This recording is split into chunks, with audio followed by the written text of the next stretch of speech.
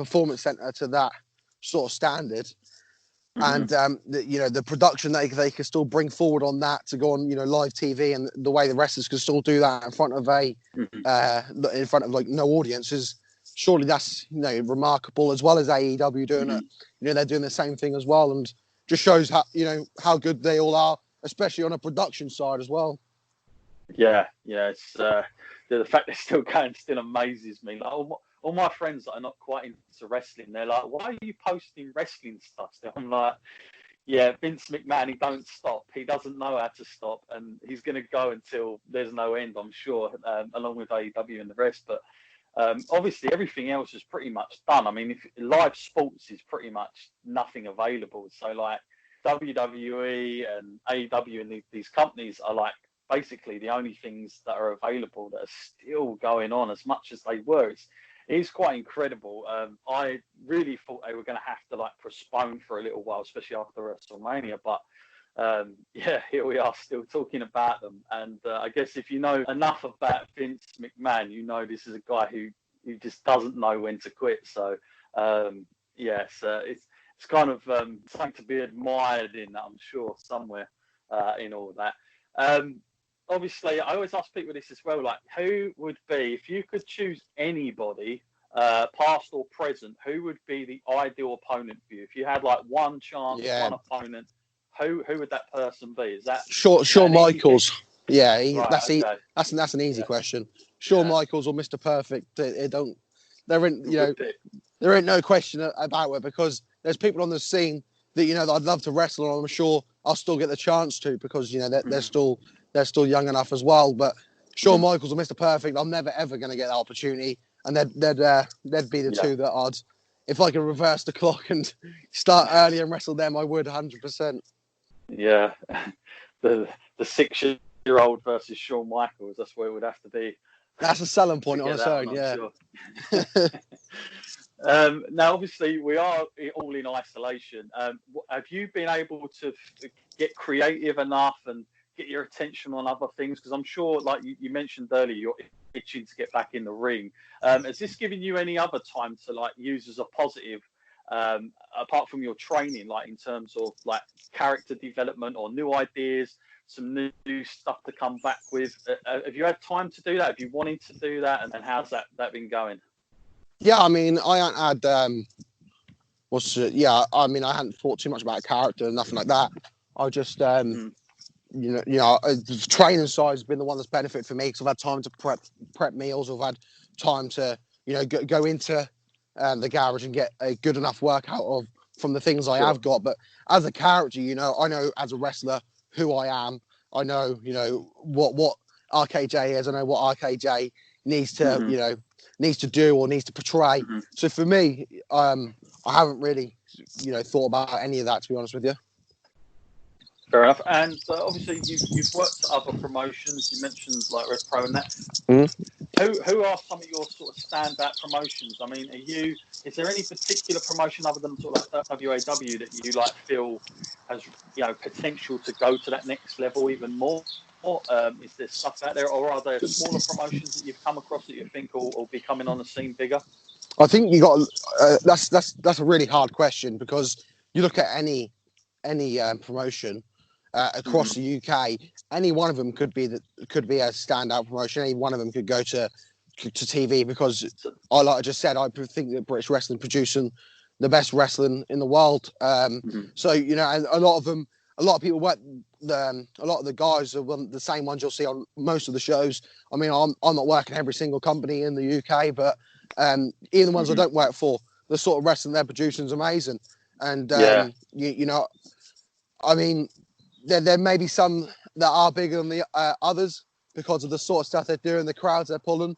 But as a whole, I just think we're very lucky to be involved in this right now, and any one of them could be a standout promotion.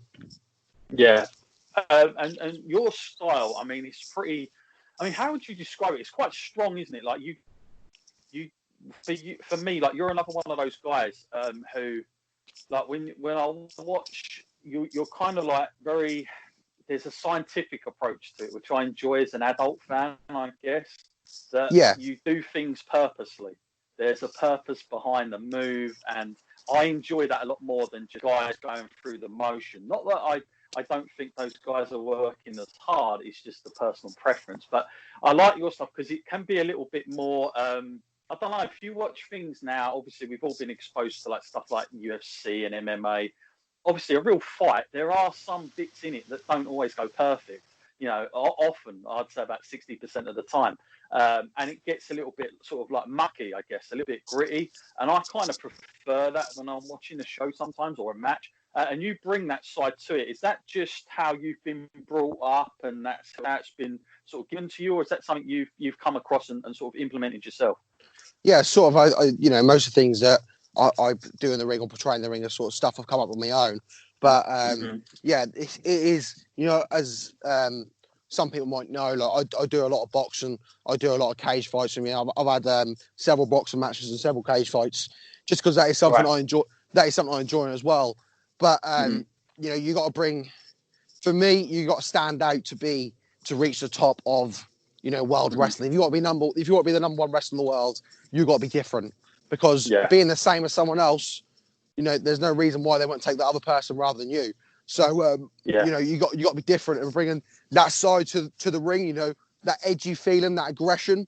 You know, for me, if I'm watching a cage fight, right, or you know, you're watching a cage fight and you're sitting there and you're looking, you're thinking, God, I could knock that geezer clean out. You know, there's no question about it. I could do him 100%. Then why are you going to be invested into him? Yeah, you know what I mean? Yeah. Everyone, no matter who, what sport they like, no matter if they don't like sport, one thing they love is the nitty gritty stuff. You know, the aggression, stuff that the intense, like intensity is very important to me, and that's one thing I really do try and focus on. And you know, that's the side that I try and bring to the ring. You know, I want to go in there, and you know, a lot of people wrestling, you know, they'll bring up UFC and say, you know, that's more brutal, this, that, and the other. But what a lot of people don't see at the minute is something that's been brought up on Twitter by a certain person as well. Is you know, that a lot of people are trying to say that wrestling's a fake fighting. You know, it's a fake sport. But I can't urge anyone that thinks that to get in the ring. You know, go down to your local wrestling school, try and wrestle 300 days a year. You know, with some of the top athletes, some of the people that are real intense, and then come back after that year and try and say it's a fake fighting or a fake sport. Because to me, you know, we're hitting. When I go now, I'm hitting someone as hard as I can. You know, I come out with welts on my back. I come out with chop marks on my chest. I come out bleeding. And unlike a UFC fight or a boxing match, I won't wait 3 or 4 months or 6 months to get back into the ring. I'll just patch myself back, wipe the blood off, you know, wash my wrestling gear and get in the ring the next day and do exactly the same thing. And, you know, we'll do that 3 to 4 times a week. Yeah, that's the big difference right there, is the consistency of it. It's just so different. And you know what, MMA fighters, they have tried to get in it, and they all say the same thing as you just said. So, you know, it stands out. They're like, the training is brutal. It's totally different because it's just such a huge variety as well. Whereas, you know, I guess like most disciplines is very much focused in certain areas, and that's kind of it. But wrestling, I mean, there's no other training where guys go in it from all athletes, all backgrounds, and they always say the same thing. Yeah, and they all, a lot of people think it's easier than what it is. You know, you just hit the nail on the head with, you know, a lot of professional athletes go in and they don't perform to the same level as what the other wrestlers do. You know, they don't perform as a top. They might be a top MMA fight, maybe a top football player, whatever it is. They don't go in and perform to a top level athlete or like a wrestler. Sure. You know, an athlete and a wrestler, I believe, are two different things. And you know, and there's been a lot of wrestlers that have crossed over as well and done very well in other sports. So you know, we can say the same thing about that. Yeah, no, absolutely. And talking of intensity, there's been a little bit of a heated argument between, you know, your dad, or your dad's been brought into it now from a one and only Mr. Paul Robinson from my neck of the woods down here in Essex. Tell us a little bit about that and how this situation is going to, you know, I mean, combine in a match. Yeah, it definitely is July the 25th at Project W, Bethnal Green. Nice. Yeah, it's going. As long as quarantine allows it. No, it's not York Hall. It's I can't think. Resgal. It's Zebra Kid v Paul Robertson. And for people that don't know, my dad's actually back full time as a Zebra Kid. Back to single, but back to single wrestling for a little while. He's giving the Zebra Kid one more run. And a lot of people, like we just mentioned about the book, a lot of things will be explained once you read that, and you'll see why he is really, really messed up. And that isn't a character. That is what he's going to need to do. And with Paul Robertson, I actually like Paul. I think he's a great athlete. But for me, there's no hands down. He ain't going to compete with Zebra Kid. What Zebra Kid's done 5 years in prison.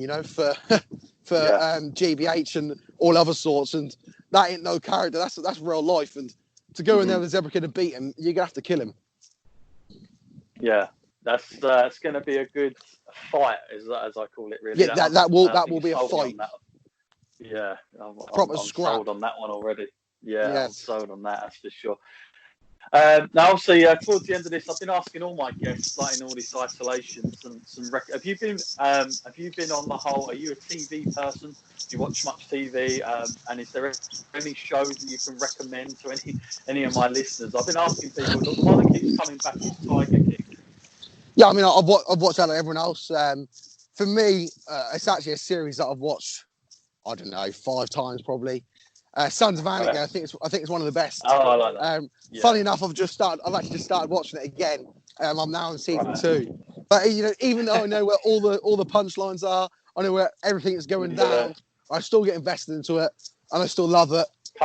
OP's still my favourite character, without a doubt. Yeah, and if anyone's going to watch something, give that a go, because I really like that. I think it's brilliant. For people that don't know, it's about bikers. It's a bit more like an old school gang. It's brilliant. Give that a watch. Yeah, no, I forgot all about that. That's a good call, actually. I remember getting really into that. And by the way, you don't have to be like a Bikers fan to enjoy it, because I certainly wasn't. No, definitely not. The stories behind it are really, really good. It is a great show, actually. Yeah, and there's 7 series as well at there, so it's a long one that you can get invested into. Yeah. And each one's, I think there's like 12 or 13 episodes in each series, and each one of them are like an hour long. So it's going to be a good amount of time to waste during quarantine. Yeah, definitely. Obviously, the big thing at the moment is the uncertainty of when all this is going to be done with. I mean, that's probably the biggest question out of all of this. I suspect not as soon as probably what people imagine. But you mentioned you're itching to get back in the ring.